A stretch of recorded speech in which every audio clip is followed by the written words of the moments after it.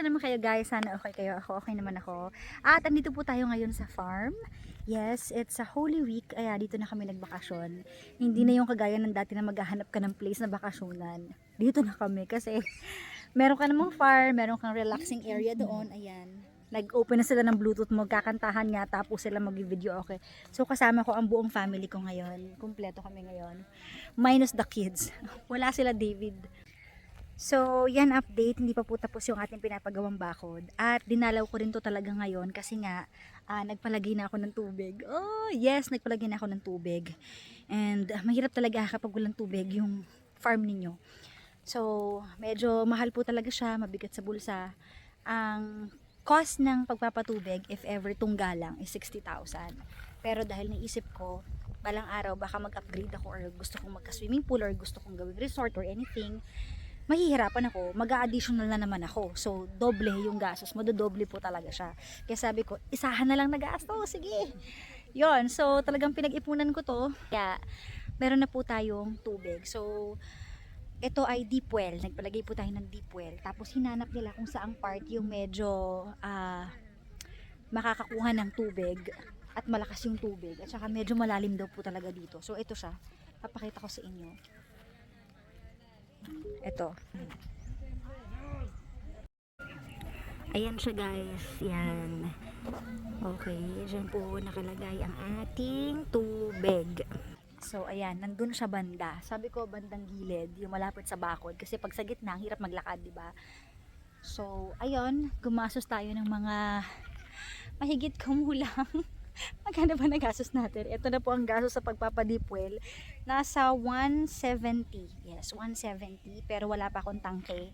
Kaya madadagdagan pa siya. Kasi mahal po yung tangke. So mga hindi nakakaalam kung magkano yung tangke. Parang depende sa laki niya. Nagko-cost din siya ng almost 100,000 or more than pa.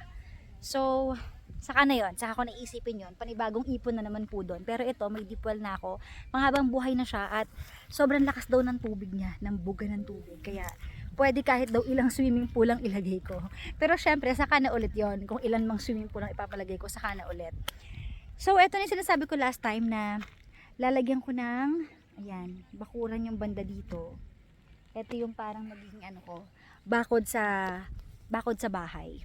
Wala pa yung nasa harap, kaya hindi ko pa maipakita sa inyo. Pero yun yung update sa ating bahay. Tapos tumutubo na rin yung last time na pagpunta ko dito. Tumutubo na rin yung mga pechay. So, ayan, papakita ko rin sa inyo.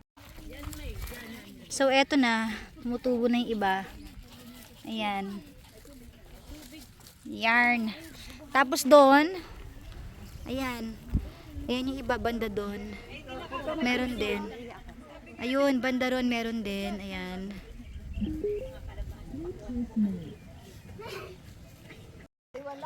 So, ayan sila. Si mama. Sumama siya. Kahit medyo hirap pa siya maglakad. Hi Isaac! Hi Isaac! Kain-kain ka dyan ah. Ito kasi yung dining mo to. So dito ako dumira. Dining area. May subo ko. Teka lang, ayan. Ayan, kasama namin si Jello na naka-summer outfit. Yes, naka-floral. Correct. Kain tayo ng biko. Biko tsaka halo-halo. Saan mo lalagay swimming pool? Pakitour nga.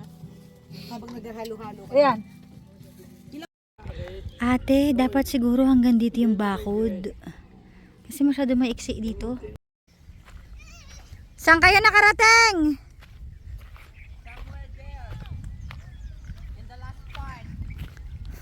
Uy, marami kayo nakuha. May spinach kayo nakuha. Maraming spinach dun eh. Wow, thank you Isaac. Ang galing mo naman, nakakuha ka. Pali ka dito. Ayan o. Kumuha ulit kayo. May mga gulay doon. Kumuha kayo ng sayote tsaka spinach. Nagkalat lang. Sa pinakadulo. Oo. Ano na ako ngayon, guys? Vegetarian. Vegetarian ang lola mo. The queen of ano? Ilan na ang nakuha yung pampuko salad? Wala nga eh. Ano na te? Hindi makarating ka dito. Ano to, munggo? Ano to tanim mo dito? Ano ba to? Mga Sa bahay kubo mo. Mga ampalaya. Wala nga akong alam sa mga gulay. Hindi ako pa magtuturo. Dubundik yan. Ano to? Ito ano to? Ampalaya. Nyog. Ayan, ampalaya. Ampalaya. Dapat may mga talong. Kaya nga eh. Di bali magtatayo ulit tayo. Ano naman? May pabuo yung isa. Ng concrete na. Ito, may baka kanina intro. Pumapasya lang yan dito. Hindi kinukuha na yan. May mga baka na to. Pusa. May Ano itong mga lubid na to, te? May nilibing yan. Hindi ko rin alam eh kung ano ibig sabihin eh. Sino nagtanim nito? Si Ate Grace nagtanim niyan. Grace. May may pangsakit ng ulo oh. Huwag kang umakyat. Wala tayong emergency car. Nakulay mo yung puno. Naku-confuse na ako. Sira Ano yan? Hunyango? Wala siyang yung natatapyasan na Oh. yung tungtungan. Oh.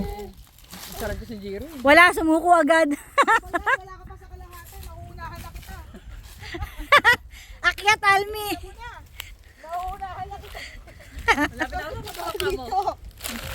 Pusa. Agad ka ako. Nasa dulo na, oh. Wala ka ng dalandan. Dito tayo. Kaya nga eh, pag ano yan, dadami yan kapag bare months. Dapat huwag ka Yung magsapatos. totoo. Bakit ba na nagsapatos? Ako. Sige, umakyat kayo. Akyat! Pag ginagawa mo sa amin. Ito lang kaya namin din nakatumba. Tawan-tawa si Isaac oh. Kunwari daw. Akyatin mo rin, Isaac. Haus ka na. Dahil pasensya ka na, ito lang nakayanan ko. Thank you. Bunot ha. Bakit? Hindi lang inabot ng farm mo. Ari-arian mo. Kaya nga eh, bola. Alme, magpapakarga siya? Pam pam! Oh, ano na? May ano na tayo? Dance, ano? Kaya nga eh. Isa ako. Eh? Ito na si Pompo mo, sumasayaw mo. Tara na, TikTok. Tignan mo si Pompom, te. Kaya nga eh.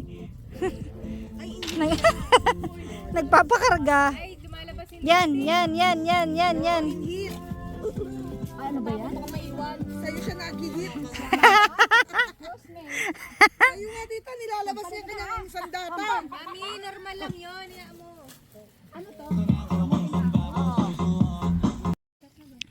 It's uwian time.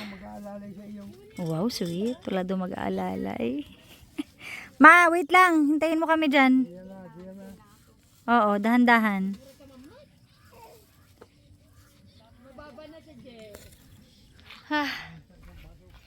Kakatapos na namin mag-TikTok.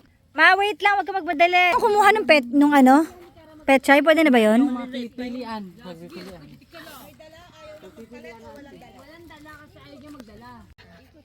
Lalayas na kami. Ba't may tali ka sa hair pala? Di ba pinasayaw mo ako parang Teletubbies? Anong bagong trip yan? Butas na. Pagkanta na nga. Dahil Ang puso ko may butas na. baliw. Ang gulo-gulo po talaga. Oy, may mababang buko oh. Ayun, mababang buko. Pwedeng akita ni Prince. Babay farm na. Itong ating mini ano? Mini tawag ito, mini bakod. Pero sa harap lang yan. Pero? Anong pero? Pero sa harap lang yan. Banda doon. Kasi mahaba eh. So hindi kaya ano eh. So doon namin ilalagay yung barbed wire sa dulo. Ay sa... Doon namin ilalagay yung barbed wire sa kalagitnaan. Papunta din sa dulo. Ano, picture taking? Ang gulo-gulo po ng mga ganap. Ayan na, picture mo na yan. Pwede na yan. Mayroon tayong ano, may namumungang bulaklak. Ayan o. Anong? Ha? Ano to? Ayan o, parang ano. Hala, parang cherry blossom. Ha? Pero parang cherry blossom yung kulay. Ang ganda. Di ba guys? Oh. Ayan o. Madre cacao pala to. Ngayon lang siya tumubo ng ganito. Ngayon ko na nakita. Ang galing. Ganda. Yung amaze na amaze ako. Gusto kong lagyan to ng mga ano eh. Ng fir trees. Tapos pine trees. Yun. Gusto ko yung makulay siya dito sa bungad. So ayan. Paalis na po kami guys. Sana nag-enjoy kayo sa aming quick getaway. Uuwi na kami ng Manila, pero dadaan pa ako ngayon sa kapatid ko sa Lipa. So, ang mga future na gagawin natin dito is magtatanim pa tayo ng mga talong at sile. Yan ang abangan nyo, talong at sile. Kaya pinabakuran muna namin tong harapan para makapagtanim muna kami at walang pumapasok na kahit sino or mga baka. Diba? Kasi masisira din yung mga pananim. So, yun yung reason bakit ito munang palibot yung lalagyan namin ng ng bakod. And then, i-extend din naman namin siya. Mga unti-unti, ganun. So, ayun. Medyo malapit-lapit na rin siyang matapos. So, tara, let's punta na tayo ng Lipa. Tingnan nyo naman para kami sardinas. Siksikan kami. Yung totoo. Okay ba kayo dyan sa third row? Oo. Class, okay kayo sa third row? Humihinga. Bumayad naman ako sa pink room ba? Ba't ganito? Kaya nga. Sino mga ulit dito sa daan? Huwag yun ang galitin si Papa, okay na yan.